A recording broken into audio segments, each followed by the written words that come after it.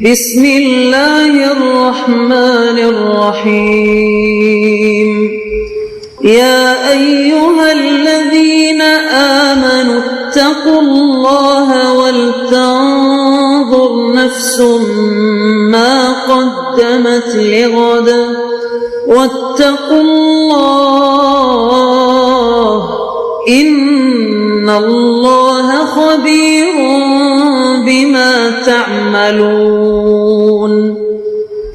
اے ایمان والو، اللہ سے ڈرتے رہو اور ہر شخص کو دیکھنا چاہیے کہ اس نے کل یعنی آخرت کے لیے کیا سامان بھیجا ہے، اور ہم پھر کہتے ہیں کہ اللہ سے ڈرتے رہو، بے شک اللہ تمہارے سب اعمال سے خبردار ہے۔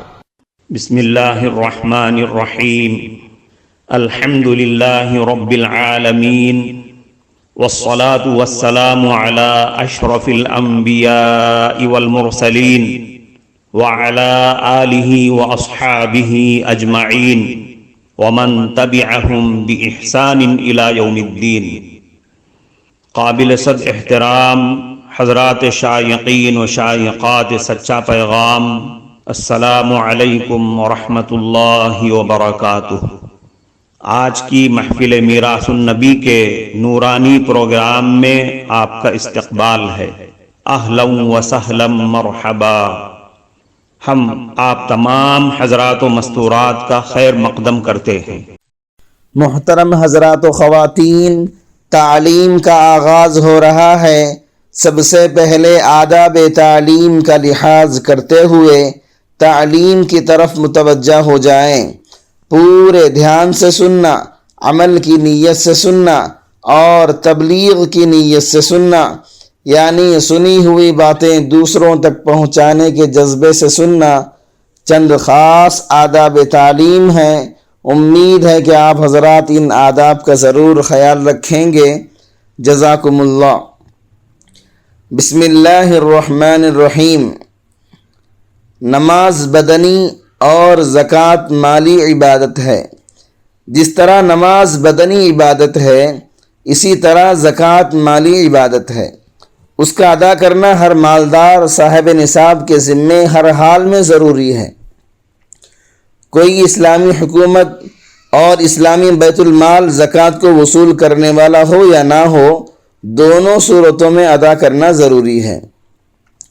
گزشتہ زمانے کے تمام انبیاء کرام کی شریعتوں میں بھی نماز کی طرح زکوٰۃ کی ادائیگی فرض تھی، مگر ان سابقہ انبیاء کرام کی شریعتوں میں زکوٰۃ کا مال فقراء اور مساکین کی ضرورتوں میں خرچ کرنے کی اجازت نہیں تھی، بلکہ زکوٰۃ کے مال کو کسی جگہ میں رکھ دیا جاتا تھا جس کو آسمانی بجلی آ کر جلا دیا کرتی، اور یہی زکوٰۃ قبول ہونے کی علامت تھی۔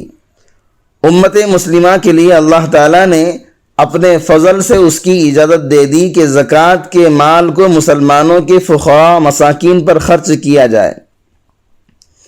اللہ تعالیٰ نے میل سے یعنی گندگی سے مال کو پاک صاف کرنے کے لیے فرمایا، خذ من اموالہم صدقۃ تطہرہم وتزکیہم بہا۔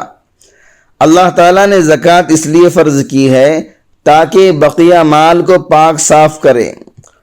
جب صاحب نصاب آدمی کے نصاب کے مال پر 1 سال کی مدت گزر جاتی ہے تو اس کی میل نکل کر اوپر آ جاتی ہے۔ اگر زکوٰۃ ادا کر دیتا ہے تو وہ مال میل سے پاک ہو جاتا ہے، اور اگر زکوٰۃ ادا نہیں کرتا تو وہ میل دوبارہ اس مال میں شامل ہو جاتی ہے اور پورا مال خراب ہو جاتا ہے، اور یہ مال طرح طرح کی ناگہانی اور غیر متوقع آفتوں میں خرچ ہو کر ضائع اور تباہ ہو جاتا ہے۔ شریعت نے زکوٰۃ کے وجوب کو حکمرانوں کی مرضی پر نہیں چھوڑا کہ جب چاہیں لوگوں سے زکوٰۃ وصول کرنا شروع کر دیں جیسا کہ ٹیکس میں کرتے ہیں، اور نہ بخیل لوگوں کی مرضی پر رہنے دیا کہ جب چاہیں سالہ سال کے بعد زکوٰۃ دے دیا کریں، بلکہ یہ نظام ایک مقررہ قانون اور ضابطے کے تحت سالانہ گردش کے ساتھ قائم کر دیا ہے، اور سال کو مقدار کے طور پر متعین کرنے کی حکمت یہ ہے کہ سال بھر میں مختلف فصلوں کے تمام تغیرات مکمل ہو جاتے ہیں، سیزن پورا ہو جاتا ہے، مالداروں کی آمدنیاں مکمل ہو جاتی ہیں اور ضرورت مندوں کی ضرورتیں سامنے آ جاتی ہیں، تجارت کا نفع نقصان سامنے آ جاتا ہے، جانوروں کی نئی نسل آ جاتی ہے اور چھوٹی نسل بڑی ہو جاتی ہے۔ امام ابن قیم رحمۃ اللہ علیہ نے فرمایا کہ اللہ تعالیٰ نے ہر سال اس لیے زکوٰۃ واجب فرمائی کہ ایک سال میں ہر طرح کی فصلوں اور پھل تیار ہو جاتے ہیں، اور ایک سال کی مدت کی بنیاد انصاف پر ہے۔ اگر ہر ہفتے یا ہر مہینے زکوٰۃ واجب ہوتی تو یہ مالداروں کے لیے تکلیف کا باعث ہوتی، اور اگر زکوٰۃ عمر بھر میں صرف ایک مرتبہ فرض ہوتی تو یہ بات مسکین اور ضرورت مندوں کے لیے نقصان کی باعث ہوتی۔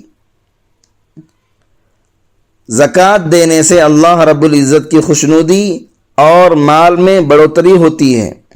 اگر ہم زکوٰۃ نہیں دیتے ہیں تو اللہ کے ایک حکم کا، ایک فریضے کا عملاً انکار کرنے والے ہوتے ہیں، جو بڑا گناہ ہے بلکہ کفر ہے۔ دوسرے ہمارا سارا مال گندا کا گندا رہ جائے گا، اور جو مال گندا ہوتا ہے اس پر اللہ کی پکڑ آتی ہے۔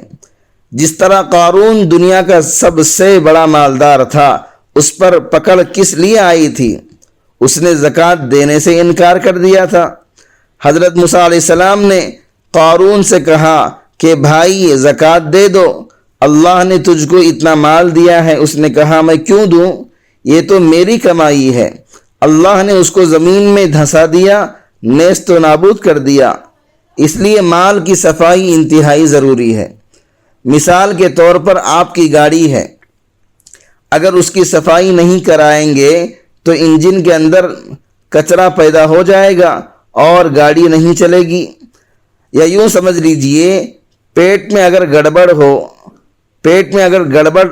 پیدا ہو اور غذا ہضم نہ ہوتی ہو تو منہ سے بو نکلنی شروع ہو جاتی ہے۔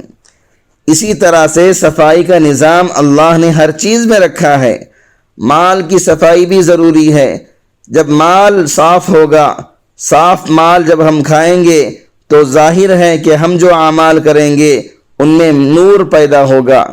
اگر گندا مال کھائیں گے، زکوٰۃ نہیں دیں گے، اللہ کے راستے میں 2.5% نہیں دیں گے تو یہ مال گندا ہوگا، اور جب گندی چیز ہم کھائیں گے تو گندگی پیدا ہوگی۔ اس لیے جو اسلام کا تیسرا ستون ہے جو خطرے میں پڑ جائے گا، اس لیے مال کو پاک صاف کرنے کے لیے اللہ رب العزت نے زکوٰۃ کو فرض کیا ہے۔ اس پر جو مسلمان عمل کرتے ہیں ان کو زکوٰۃ کے علاوہ صدقہ خیرات بھی کرتے رہنا چاہیے۔ اس میں دوسرا نقطہ بھی ہے، وہ یہ ہے غریب مسلمانوں کی ضرورت کا پوری کرنا۔ اور سچی بات یہ ہے کہ اگر تمام مسلمان 100% زکوٰۃ ادا کرنے لگ جائیں تو مسلمانوں میں ایک بھی غریب نہیں رہے گا۔ اس لیے اسلام کا یہ نظام بہت عالی اور بلند ہے۔ زکوٰۃ تنگ دست اہل علم کو دینا زیادہ بہتر ہے۔ امام غزالی رحمۃ اللہ علیہ نے اپنی مشہور کتاب احیاء علوم الدین میں لکھا ہے کہ زکوٰۃ وغیرہ دینے کے لیے ایسے دیندار لوگوں کو تلاش کرے جو دنیا کی طمع، دنیا کی حرص اور طلب کو چھوڑ کر آخرت کی تجارت میں مشغول ہوں۔ محترم ناظرین کرام، اس دینی اور ایمانی بیان کو سننے کے دوران ہی اس کو لائک کر دیجئے اور شیئر بھی کر دیجئے تاکہ دوسرے بھی اس سے فائدہ اٹھا سکیں۔ اللہ آپ کو جزائے خیر عطا فرمائے۔ نبی کریم صلی اللہ علیہ وسلم کا مبارک ارشاد ہے کہ تم پاک غذا کھاؤ اور پاک لوگوں کو کھلاؤ۔ نیز یہ بھی آپ صلی اللہ علیہ وسلم کا ارشاد ہے، نیک کام کرنے والے ہی کو اپنا کھانا کھلاؤ، کیونکہ وہ لوگ اللہ تعالیٰ کی طرف متوجہ ہیں۔ جب وہ لوگ تنگ دست ہوتے ہیں تو ان کی توجہ ہٹ جاتی ہے، لہذا جن لوگوں کی توجہ دنیا کی طرف ہے ایسے ہزاروں افراد کو زکوٰۃ دینے سے ایسے ایک آدمی کو زکوٰۃ دینا زیادہ بہتر ہے جس کی توجہ اللہ تعالیٰ کی طرف ہو۔ اور پرہیزگاروں میں سے بھی ایسے اہل علم کو خاص کر دیں جو اپنے علم سے صرف اللہ کی رضا کے لیے لوگوں کو نفع پہنچا رہے ہیں اور مذہب اسلام کی پختگی اور دینی علوم کی اشاعت اور تبلیغ میں لگے ہوئے ہیں، کیونکہ علم پڑھنا پڑھانا تمام عبادتوں سے افضل عبادت ہے۔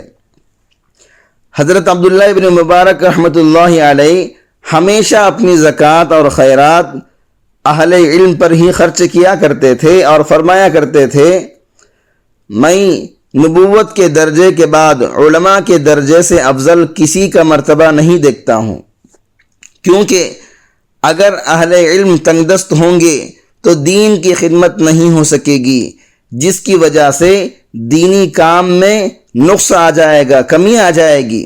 لہذا علمی خدمت کرنے کے لیے ان کو فارغ اور بے فکر کر دینا چاہیے، یہ سب سے افضل اور بہتر ہے۔